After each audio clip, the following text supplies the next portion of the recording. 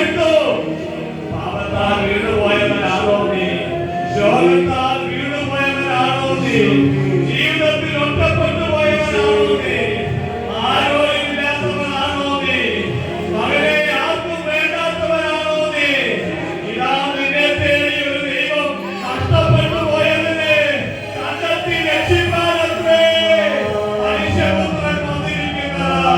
സമാധാനം നഷ്ടപ്പെട്ടു പോയവര്, വിശ്വാസം നഷ്ടപ്പെട്ടു പോയവര്, വിശുദ്ധി നഷ്ടപ്പെട്ടു പോയവര്, സ്നേഹം നഷ്ടപ്പെട്ടു പോയവര്, ജീവിതം നഷ്ടപ്പെട്ടു പോയവര്, മക്കളെ നഷ്ടപ്പെട്ടു പോയതെല്ലാം ഒന്ന് ചോദിക്കുക.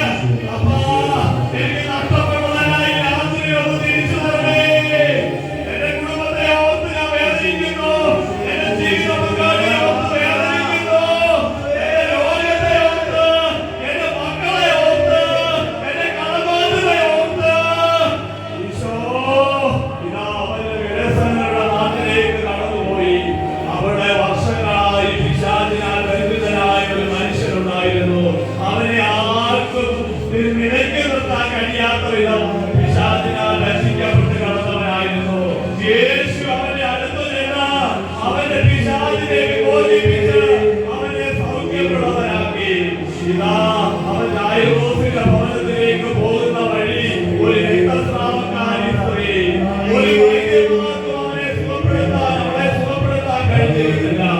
അവൾ വിശ്വാസത്തോടെ അവന്റെ വസ്ത്രത്തിന്റെ വിളമ്പിലൊന്ന് തൊട്ടു. സൗഖ്യം പ്രാപിച്ചു.